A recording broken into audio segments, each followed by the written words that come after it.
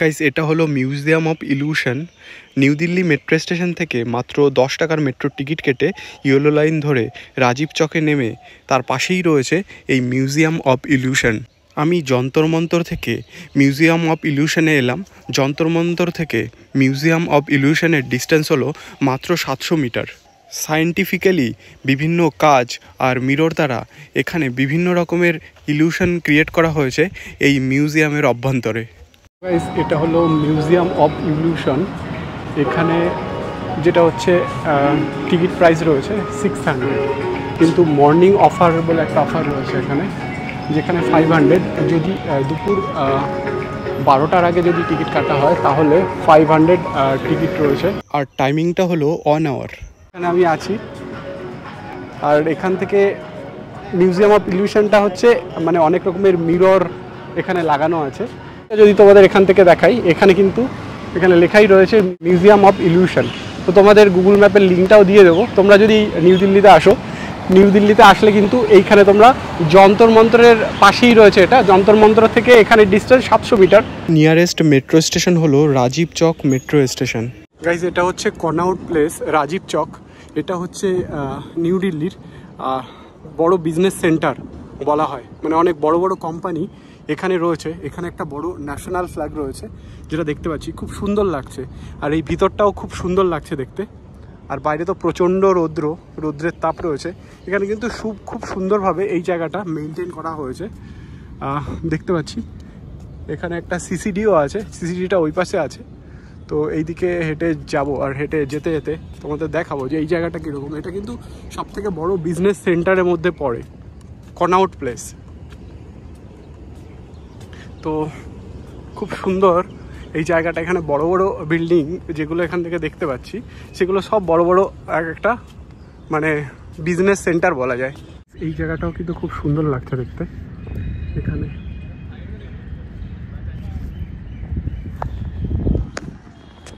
তোমাদের দেখাই, এখানে 3টে লাভ একসঙ্গে এখানে রয়েছে। খুব সুন্দর লাগছে এই জায়গাটা। এটা হচ্ছে কনআউট প্লেস, নিউ দিল্লি। এই জায়গাটাও অনেক সুন্দর লাগছে। এটা কি আমি ঠিক বুঝতে পারলাম না। কনআউট প্লেস, রাজীব চক, এখানে কিন্তু এই জায়গাটা রয়েছে। এখন যেহেতু খুব রৌদ্র রয়েছে, বিকালের দিকে এখানে আসলে খুব সুন্দর একটা ভিউ পাওয়া যাবে, বা সন্ধ্যা হলে কিন্তু এখানে লাইটগুলো জ্বলে ওঠে, তখন আরও সুন্দর লাগবে এই জায়গাটা। একটা ফাউন্টেন চলবে, এখন সেটা বন্ধ আছে। এখানে টাইম শিডিউল অফ ফাউন্টেন এখানে লেখা আছে। গরমের সময় 11টা থেকে 12টা AM, আর বিকাল 6:30 থেকে 8টা অবধি এখানে এই ফাউন্টেন চলে। এখানে লাইট জ্বলে, খুব সুন্দর লাগে এইখানটা। অনেকেই আসে এই জায়গাটা। যেহেতু আমি এখানে এলাম, মিরর অফ ইলিউশন ওখানে ওর পাশেই এটা রয়েছে। এখানে এরকম একটা পিরামিডের মতো করা আছে, সেখানে কিন্তু অনেক ছোট ছোট গাছ এখানে রয়েছে, খুব সুন্দর লাগছে। ন্যাশনাল ফ্ল্যাগের থামটা এখানেই রয়েছে, একবার দেখাই। উপরে ন্যাশনাল ফ্ল্যাগ, থামটা অনেক উঁচু। এখানে কনআউট প্লেসের সামনে এই মার্কেটটা রয়েছে, আর সেই মার্কেটের সামনে এই বেলুনের মতো এটা ফোলানো রয়েছে, যেখানে লেখা আছে পঞ্চায়েত। তো অ্যামাজন প্রাইম এই পঞ্চায়েতটা দেখানো হবে, সেটাই এখানে অ্যাড দেওয়া রয়েছে। আর পাশে রয়েছে LIC বিল্ডিং। এটা হলো Rajiv Chowk metro station, gate number 5। তার পাশেই রয়েছে মিউজিয়াম অফ ইলিউশন। আর এই পঞ্চায়েতের এটা কি লাউয়ের মতো লাগছে, কাদ্দু, দেখতে খুবই ভালো লাগছে। এটা হলো লাল কিল্লা মেট্রো স্টেশন, লাল কিল্লা। আর এই পাশে রয়েছে লাল কিল্লা, এখান থেকে লাল কিল্লা দেখা যাচ্ছে, দিল্লির লাল কিল্লা। আর এই পাশে একটা জৈন মন্দির রয়েছে। লাল কিল্লা মেট্রো স্টেশনে নেমে তো এইখানে বিভিন্ন জায়গায় ঘোরা যাবে, মানে বিভিন্ন জায়গা বলতে এখানে যেটা হচ্ছে লাল কিল্লা, রেড ফোর্ট যেটাকে বলা হয়, সেটা কিন্তু এই আমার পিছনেই রয়েছে, রেড ফোর্ট, লাল কিল্লা। তো এখানে আমি লাল কিল্লা মেট্রো স্টেশনে নেমেই, তার পাশেই নেমেই আমি দেখতে পেলাম এখানে রেড ফোর্ট। তো তোমাদেরকে দেখাবো। মেট্রোর যে একটা ট্রাভেল কার্ড হয়, ট্যুরিস্ট কার্ড হয়, ওটা আমি পেয়ে গেছি। 200 টাকায় নিয়েছে এই কার্ডটা। তো আজকে 12টা পর্যন্ত ওই কার্ডে ঘোরা যাবে। তো এই কার্ডটা করার সুবিধা হলো যে ওই কার্ডটা থাকার জন্য কিন্তু আমি এখন আর কোনো সমস্যা হচ্ছে না, টিকিট কাটতে হবে না। যদিও বা পেটিএমে টিকিট কাটা যায়, প্লাস হচ্ছে ওখানে হোয়াটসঅ্যাপেও টিকিট কাটা যায়, কিন্তু তারপরেও মানে অনেকটা ভাড়া বেশি পড়ে যেত। আমি যেহেতু একদিনের কাট করে নিলাম 200 টাকায়, তার জন্য কিন্তু আমার আর এই টিকিটের কোনো ঝামেলা নেই, যেখানে খুশি আমি সেখানে যেতে পারি একদিনের মধ্যে। তো এটাই হচ্ছে লাল কেল্লা, যেটা বলে রেড ফোর্ট, এখান থেকে দেখা যাচ্ছে। তো দেখতে পাচ্ছ, এটাই হলো সেই লাল কেল্লা বা red fort. New Delhi metro station থেকে মাত্র 20 টাকার মেট্রো টিকিট করে লাল কেল্লায় আসা যায়। নিউ দিল্লি মেট্রো স্টেশন থেকে ইয়েলো লাইনের মেট্রো ধরতে হবে, যেটা শ্যামাইপুর বেরিয়ে যাচ্ছে যে দিকের মেট্রোটা, সেই দিকের মেট্রো ধরে 3টে স্টপ পার করতে হবে। একটা হচ্ছে চাউরি বাজার, চাঁদনি চক, তারপর হচ্ছে কাশ্মীরি গেট। কাশ্মীরি গেটে নামতে হবে। কাশ্মীরি গেটে নেমে তারপর ওখান থেকে লাইন চেঞ্জ করতে হবে, ভয়লেট লাইনে আসতে হবে। ভয়লেট লাইন থেকে বল্লভগড়ের যে মেট্রোটা যাচ্ছে যেদিকে, সেই দিকের মেট্রোতে উঠতে হবে। সেখানে সেই দিকের মেট্রোতে ওঠার পরের স্টপেই রয়েছে লাল কেল্লা মেট্রো স্টেশন, ওখানে নামতে হবে। তো গাইজ, এটাই হচ্ছে লাল কেল্লা, সেই ঐতিহাসিক লাল কেল্লা। এখানেই কিন্তু কুচকাওয়াজ হয় স্বাধীনতা দিবসের দিনে বা প্রজাতন্ত্র দিবসের দিনে। এখানেই কিন্তু এই লাল কেল্লাটাকে সুন্দর করে সাজানো হয়, এখানেই প্রদর্শনী হয়, বিভিন্ন কুচকাওয়াজ হয়। এটাই হচ্ছে সেই লাল কেল্লা। তো আমি এই লাল কেল্লার, এই যে এখানে একদম আমার পিছনে রয়েছে লাল কেল্লা, আর এখন সূর্যের প্রচণ্ড তাপ, কিন্তু তার মধ্যেও আমি এসছি, কারণ ঘুরতে হবে, অনেক জায়গায় ঘুরতে হবে। ক্লিয়ারভাবে এখান থেকে দেখা যাচ্ছে। লাল কেল্লা হলো মুঘল সম্রাট শাহজাহান কর্তৃক নির্মিত একটি দুর্গ। 1857 সাল পর্যন্ত এই দুর্গটিই ছিল মুঘল সাম্রাজ্যের রাজধানী। একটা ন্যাশনাল ফ্ল্যাগ উঠছে লাল কেল্লায়, দেখতে পাচ্ছ। আর এখানে হয়তো টেম্পারেচার 45 ডিগ্রি হয়ে যাবে, এত গরম এখানে। আরও কাছে যাচ্ছি, যতটা কাছ থেকে দেখানো যায়। খুব সুন্দর লাগছে যে এইখানে আগে প্রতি বছর দেখি তো টিভিতে দেখায় প্রজাতন্ত্র দিবস, স্বাধীনতা দিবসের দিন এইখানে কুচকাওয়াজ হয়। প্রধানমন্ত্রী এই কুচকাওয়াজের করেন, নেতৃত্ব দেন। তো এখন সেই জায়গা একদম সামনে থেকে এসে দেখা সত্যিই খুব ভালো লাগছে। আর এইখানে এই যে একটা কূপ করা রয়েছে এইখানে চারপাশে, এই লাল কেল্লার চারপাশে, যাতে করে শত্রু আক্রমণ করলে সহজে যাতে এটাকে ধ্বংস করতে না পারে, সেই জন্য কিন্তু এই সামনে এরকম করেই কূপটা করা হয়েছে। চারপাশে এরকম কূপটা বেষ্টিত রয়েছে, চারপাশে এরকম বেষ্টিত রয়েছে একদম পুরো। এখানে অনেকেই দেখতে এসছে, অনেক ট্যুরিস্টরা এখানে এসছে। লাল কেল্লার রঙও লাল কেল্লা, এই জন্যই বলা হয় লাল কেল্লা, যেহেতু রঙটাও লাল। এখানে অনেক দূর দূরান্ত থেকেও অনেক লোক এসছে। এই সাইড থেকে যদি দেখাই, লাল কেল্লার এই সাইড থেকেও কিন্তু খুব সুন্দর লাগছে দেখতে। এখানে দেখতে পাচ্ছি একটা কামান সামনে রাখা আছে, দেখবো এখানে এই কামানটা এখানে রাখা আছে, যাওয়া যাবে কি না। ওই সাইড দিয়ে অনেকেই ঢুকছে এর মধ্যে, তো এখানে বন্ধ আছে, ওই দিক দিয়ে ঘুরেই হয়তো যেতে হবে। এর মধ্যে কী আছে এর মধ্যে, না গেলে তো বোঝা যাবে না। তো খুব সুন্দর লাগছে এখানে এসে দেখে। এখানে স্ক্যান অ্যান্ড পে বলে লেখা আছে, এর ভিতরে যেতে গেলে এখান থেকে স্ক্যান অ্যান্ড পে করে ভিতরে যাওয়া যাবে। টিকিট প্রাইস কত আছে সেটা দেখতে হবে।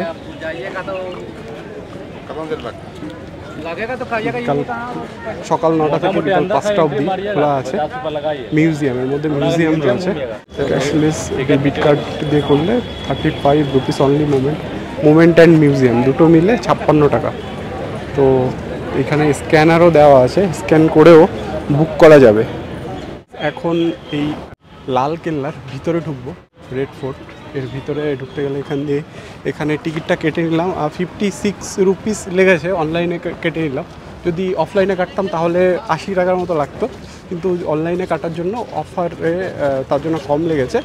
আর এখানে যদি ডেবিট কার্ড ক্রেডিট কার্ড দিয়ে করা হয় তাও কিন্তু ওই 56 রুপিস লাগবে।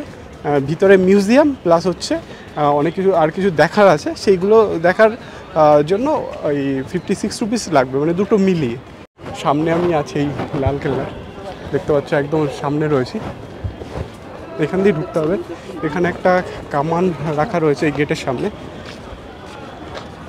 তো এখানে অনেকে ফটো তুলছে একদম এই পাশটায়। এই যে কতটা জায়গা জুড়ে যেরকম খনন করে রাখা হয়েছে, যাতে করে শত্রু আক্রমণ যাতে না করতে পারে তার জন্য কিন্তু এই লালকেল্লার চারপাশে এরকম নালা করা হয়েছে। এটাই পুরো একদম মেইন, এখান দিয়েই গেট, এখান দিয়েই ঢুকতে হবে। এই পাশে আরও অনেকটা বড় জায়গা রয়েছে, লালকেল্লা অনেক বড় এরিয়া জুড়ে, এখান দিয়ে ঢুকতে হবে। এটা হচ্ছে গেট। তো আস্তে আস্তে ঢুকছি, জানি না ভিতরে ক্যামেরা অ্যালাউড আছে কিনা। যদি থাকে তাহলে তো ভিডিও দেখাতে পারবো, আর যদি না থাকে তাহলে যতটা সম্ভব দেখানোর চেষ্টা করব।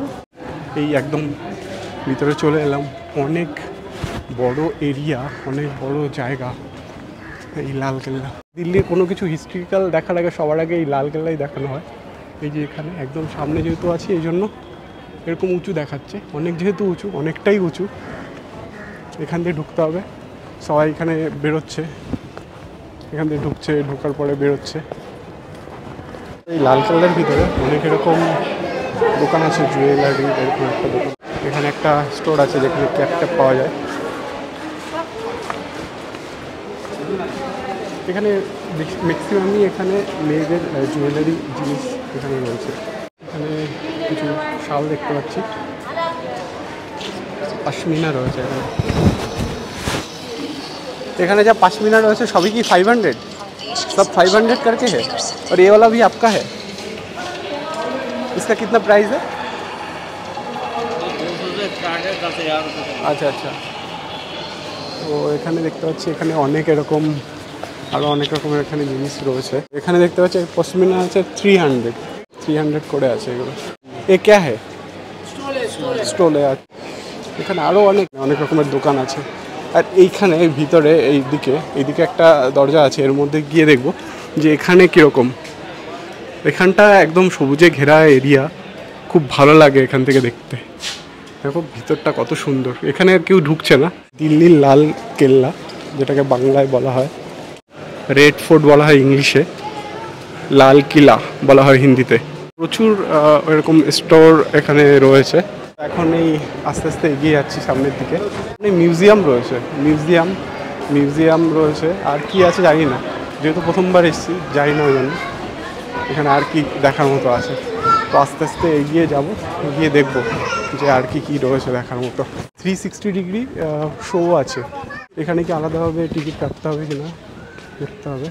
নাও open story of Red Fort 360 degree show.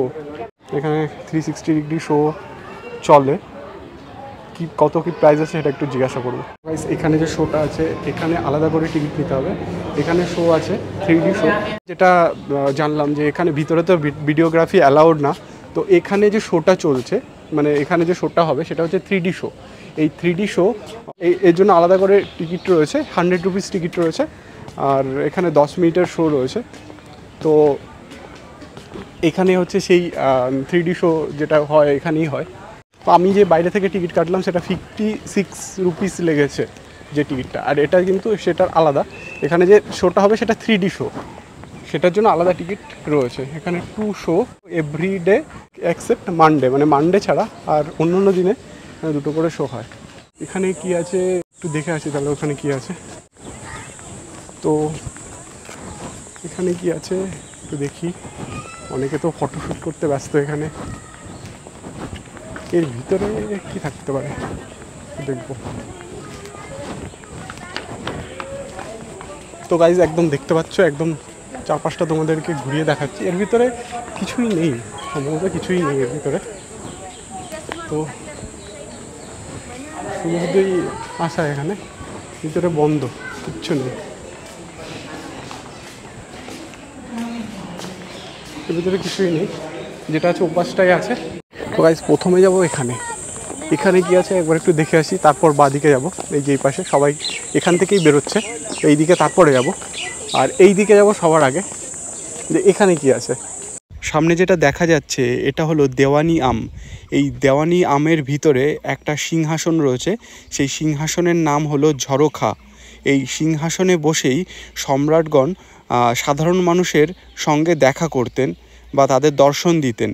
এখানে এই দেওয়ানি আম সম্পর্কিত একটা লেখা রয়েছে, তোমরা চাইলে স্ক্রিনশট নিয়ে পড়তে পারো। গাইস এখানে যেটা লেখা আছে দেওয়ানে আম, এখানে শাহজাহান জনগণের সঙ্গে এখানে দেখা করতেন।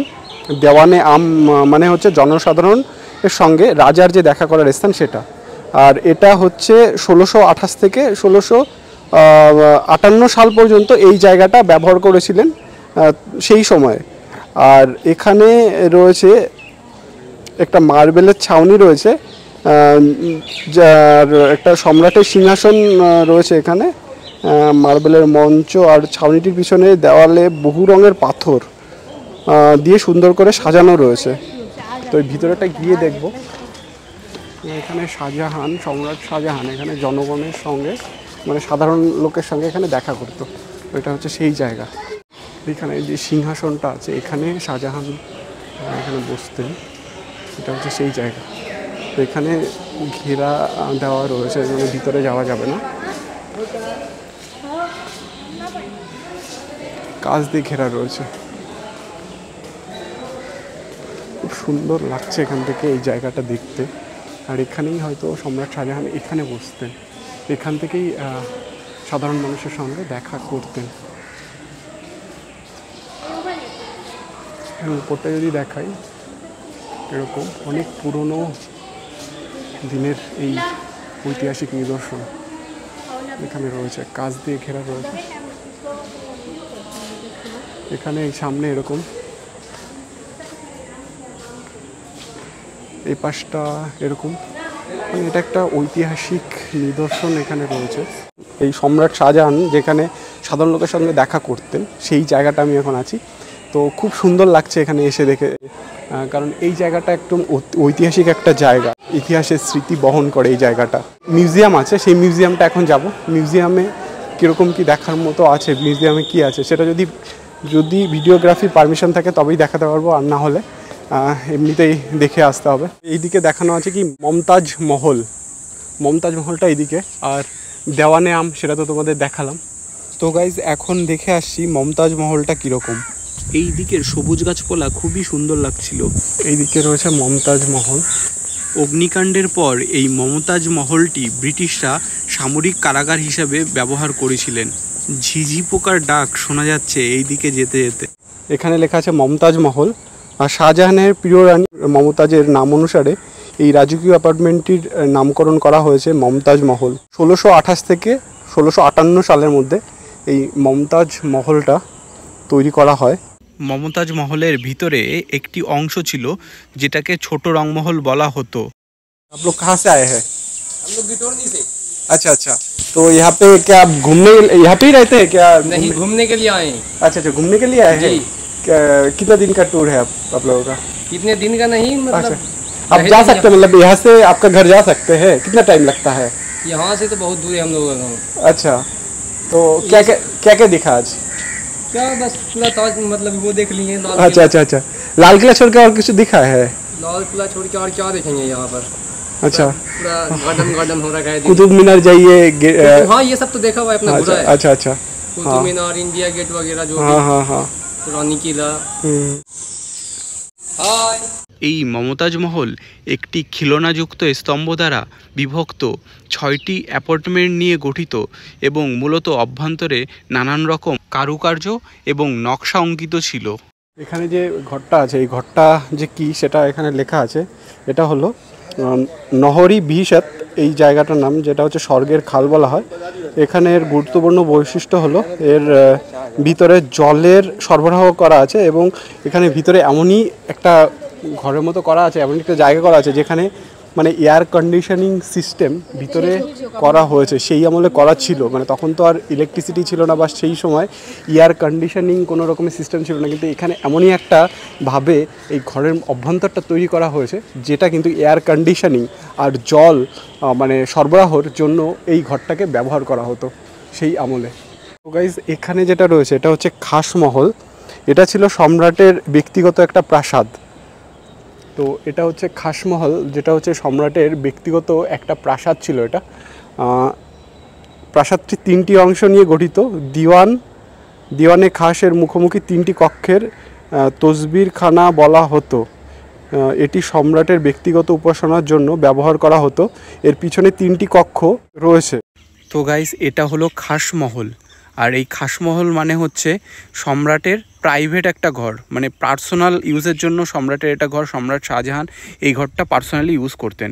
এখন যেটা দেখাবো এটা হচ্ছে দেওয়ানে খাস, এখানে বোর্ডে লেখা আছে এটা হচ্ছে দেওয়ানে খাস। এখান থেকে একটু দূরে না গেলে ঠিক দেখা যাবে না পুরোটা। এটা হচ্ছে দেওয়ানে খাস, এই যে এটা হচ্ছে দেওয়ানে খাস।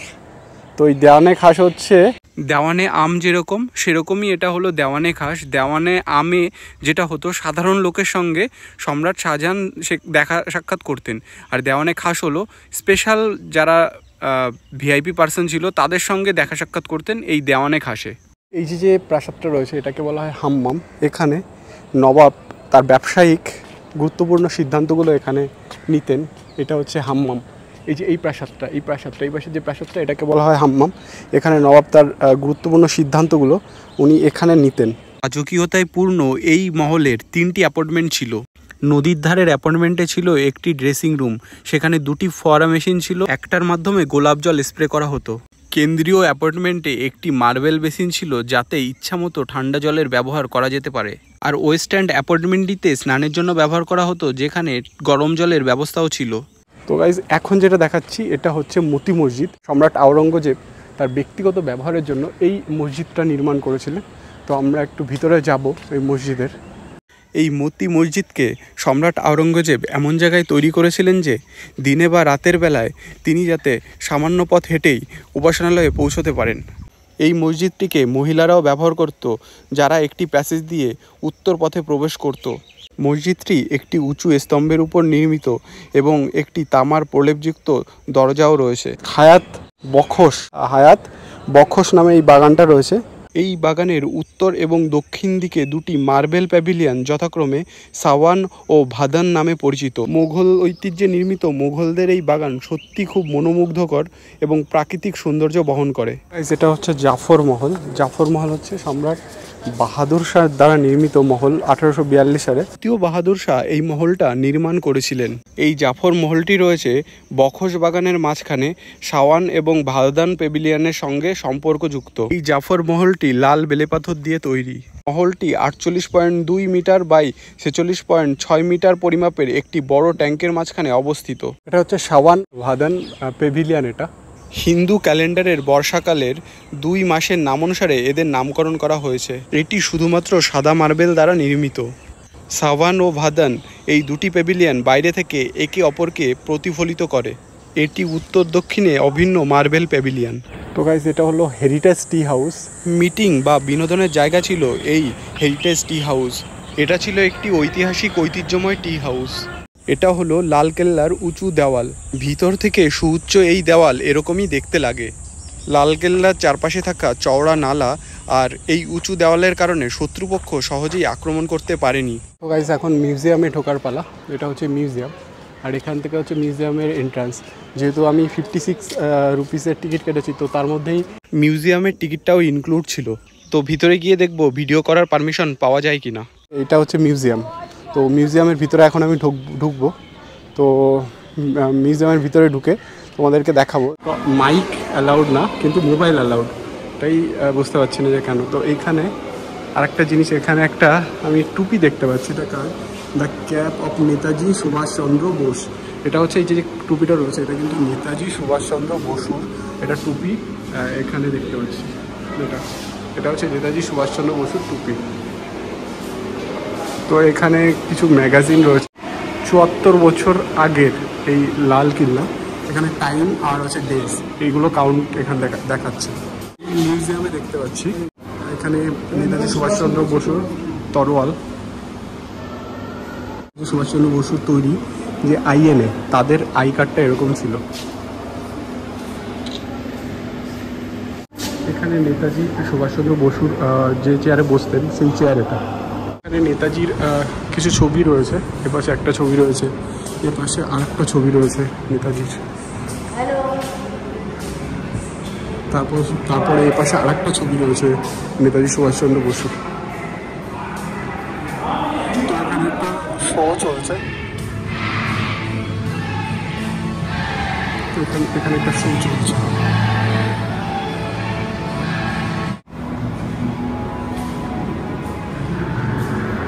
এখানে একটা ছবি রয়েছে, এখানে ভগবতী দেবী আর জগন্নাথ বোস, নেতাজি সুভাষচন্দ্র বোসের বাবা মা।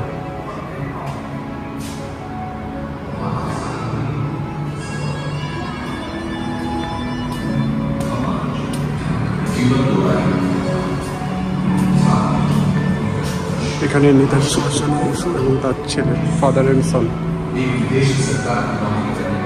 যাদের মাধ্যমে তিনি ইন্সপায়ার হয়েছিলেন, সেই রামকৃষ্ণ পরমহংসদেব। এখানে তার ছবি। এখানে আইএনএ কিছু ডকুমেন্টস রয়েছে। এখানে একটা ছবি দেখতে পাচ্ছি, এখানে মহাত্মা গান্ধী, নেতাজি সুভাষচন্দ্র বসু একসঙ্গে রয়েছেন এই ছবিতে। এখানে একটা প্রদর্শনী রয়েছে, এখানেও কিছু প্রদর্শনী, যেরকম এখানে দিল্লি টু কাবুল, এখানে নেতাজিকে নিয়েই তার বিভিন্ন কাহিনী এখানে রয়েছে। আর এখানে হচ্ছে কলকাতা টু বার্লিন, এখানে যে ম্যাপটা রয়েছে সেটা এখানে দেওয়া রয়েছে। এখানে একটা নেতাজি সুভাষচন্দ্র বসুর ছবি রয়েছে। ঈদে নামার সময় এই ছবিটা কিন্তু চোখে পড়ছে, দেখতে কিন্তু খুবই ভালো লাগছে। গাইজ, এটা হলো ইন্ডিয়ান পোস্ট কর্তৃক একটা মিউজিয়াম, যেটার মধ্যে আমি এখন যাব এবং তোমাদের দেখাবো। এখানে বিভিন্ন রকমের স্টাম্প, অনেক পুরনো দিনের স্টাম্প রয়েছে, যেটা কিন্তু ঐতিহাসিক অনেক স্মৃতি বহন করে। আর এই দরজা দিয়ে ভিতরে ঢুকতে হবে। দরজা দিয়ে ভিতরে ঢোকার পরেই বিভিন্ন পুরনো দিনের স্টাম্প যেগুলো সংরক্ষিত অবস্থায় রয়েছে সেটা এখানে দেখতে পাবো। এটা একটা মহাত্মা গান্ধীর সেই স্বদেশী আন্দোলন, সেটারই একটা চরকা এখানে। আর এখানে মহাত্মা গান্ধীর একটা মূর্তি দেখতে পাচ্ছি। ইন্ডিয়ান পোস্ট বিভিন্ন সময় ঐতিহাসিক বিভিন্ন কর্মকাণ্ডের উপর ভিত্তি করে বিভিন্ন সময় ডাক টিকিট প্রকাশ করেছেন। আর এখানে তার সেই ঐতিহাসিক কিছু নিদর্শন এখানে রয়েছে, যেখানে নেতাজি সুভাষচন্দ্র বসু আরও অনেক রাজনৈতিকবিদ, স্বাধীনতা সংগ্রামীদের ডাক টিকিট বা পোস্টাল টিকিট এখানে রয়েছে। এখন দেখতে পাচ্ছি সামনে একটা টিকিট রয়েছে, যেখানে স্বামী বিবেকানন্দের একটা পোস্টাল টিকিট রয়েছে। তারপর এখানে টিকিট রয়েছে গোপাল কৃষ্ণ গোখলের, এখানে 15 পয়সার একটা টিকিট দেখতে পাচ্ছি। তো এরকম অনেক ঐতিহাসিকদের টিকিট রয়েছে, যেরকম এখানে একটা টিকিট রয়েছে, সেটা হলো ভগৎ সিংয়ের। তার উপরে কোয়াইট ইন্ডিয়া মুভমেন্টের একটা ডাক টিকিট দেখতে পাচ্ছি। তার পাশে ঝাঁসি রানীর একটা টিকিট দেখতে পেলাম। আর এখানে আর একটা টিকিট রয়েছে, যেখানে একটা হাতি সিম্বল দেওয়া আছে। আবার এখানে একটা একতারা বাজিয়ে একজন গান করছে, সেই তার এখানে তাজমহলের একটা ডাক টিকিট দেখতে পাচ্ছি। তারপর তার উপরে এটা এটা এটা এটা এটা দিল্লি ডায়মন্ড জুবিলি, তার জন্য দিল্লির ঐতিহাসিক স্থান লাল কেল্লা, কুতুব মিনার, ইন্ডিয়া গেট, তারপর এলিফ্যান্ট, তারপরে এই পাখি, গোলাপ, এই সব ডাক টিকিট আগে প্রচলিত ছিল। এখানে APJ Abdul Kalam Azad, Indian institute of science, তার ডাক টিকিট। এছাড়া এরকম স্যাটেলাইটের ডাক টিকিট, এরকম আরও অনেক ডাক টিকিট, এরকম কিছু সামুদ্রিক প্রাণী, তারপরে এগুলো কালচার, সংস্কৃতি বা কালচার, সেগুলোর উপরে ডাক টিকিট, গন্ডার। এটা হলো সমুদ্রের মধ্যে একটা জাহাজের উপরে ইন্ডিয়ান পোস্টের একটা লোগো। এটা হলো প্রাইমারি অ্যারোপ্লেন। প্রথম যখন অ্যারোপ্লেন আবিষ্কার হয় তখন এরকমই দেখতে ছিল। এটা হলো পুরনো দিনের ডাক বাক্স। আগেকার দিনে এভাবেই ডাক পিয়ন বাড়ি বাড়ি গিয়ে চিঠি বিলি করতেন, তারই একটা ছবি এখানে দেখানো হয়েছে। এখানে আরও কিছু ডাক টিকিট দেখানো হয়েছে, যেগুলো ফ্রেমে বাঁধানো রয়েছে। এটাও একটা পুরনো দিনের ডাক বাক্স। তো তোমাদের ভিডিওটা কেমন লেগেছে? আশা করি ভালো লেগেছে। আর যদি ভালো লেগে থাকে তাহলে লাইক, কমেন্ট, শেয়ার আর সাবস্ক্রাইব করে দিও আমার চ্যানেলটাকে। পরবর্তী ব্লগ বা ভিডিওতে তোমাদের সঙ্গে আবার দেখা হবে। আজকের মতো টাটা।